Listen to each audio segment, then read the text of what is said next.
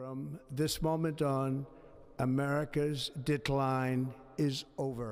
মার্কিন president Donald ট্রাম্পের কঠোর অভিবাসন নীতির কারণে ভবিষ্যৎ নিয়ে অনিশ্চয়তার মুখে পড়েছেন অভিবাসন প্রত্যাশীরা। ট্রাম্পের জারি করা নতুন নির্বাহী আদেশে নির্বাসিত হতে যাচ্ছেন দেশটিতে বসবাসরত হাজারো শরণার্থী। এছাড়া স্বপ্নভঙ্গ হওয়ার কান্নায় ভেঙে পড়েছেন আমেরিকা পাড়ি জমানোর অপেক্ষায় থাকা বহু অভিবাসন প্রত্যাশী। আমেরিকার ৪৭তম প্রেসিডেন্ট হিসেবে দায়িত্ব নেয়ার প্রথম দিনই একের পর এক নির্বাহী আদেশের মাধ্যমে অভিবাসন বিরোধী অবস্থান স্পষ্ট করলেন ডোনাল্ড ট্রাম্প। আমেরিকার অবৈধ অভিবাসীদের অনুপ্রবেশ ঠেকাতে সীমান্তে কড়াকড়ি, মেক্সিকো সীমান্তে জরুরি অবস্থা জারি, জন্মসূত্রে মার্কিন নাগরিকত্ব বাতিল, অবৈধ অভিবাসীদের ফেরত পাঠানো ও নতুন করে কাউকে প্রবেশ করতে না দেওয়ার নির্বাহী আদেশ জারি করেছেন তিনি। এই অবস্থায় আসন্ন দিনগুলো নিয়ে উদ্বিগ্ন ও হতাশ অভিবাসন প্রত্যাশীরা।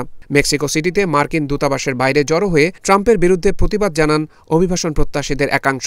বিভিন্ন দেশে সংঘাতের মধ্যে পালিয়ে এসে মেক্সিকো সীমান্তে জড়ো হয়েছিল বহু অভিবাসন প্রত্যাশী। কয়েক বছর যাবৎ আমেরিকা প্রবেশের জন্য অপেক্ষা করছিল তারা। তবে কাস্টমস ও বর্ডার প্রোটেকশন অ্যাপ বাতিল ও সীমান্তে নিরাপত্তা কড়াকড়ির কারণে আমেরিকা পাড়ি জমানোর স্বপ্ন ভেস্তে গেছে তাদের। এতে কান্নায় ভেঙে পড়েছেন অনেকে।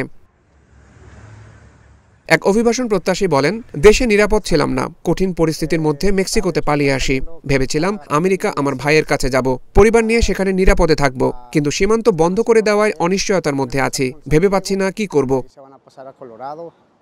আমার মতো অনেক মানুষ আছে যাদের সত্যিই আশ্রয়ের প্রয়োজন। আমার দেশে পড়াশোনা করা কঠিন, তাই আমেরিকা যেতে চাই। সেখানে আমার সন্তানদেরকে পড়াশোনা করাতে চাই, যেন ওদের ভবিষ্যৎ উজ্জ্বল হয়।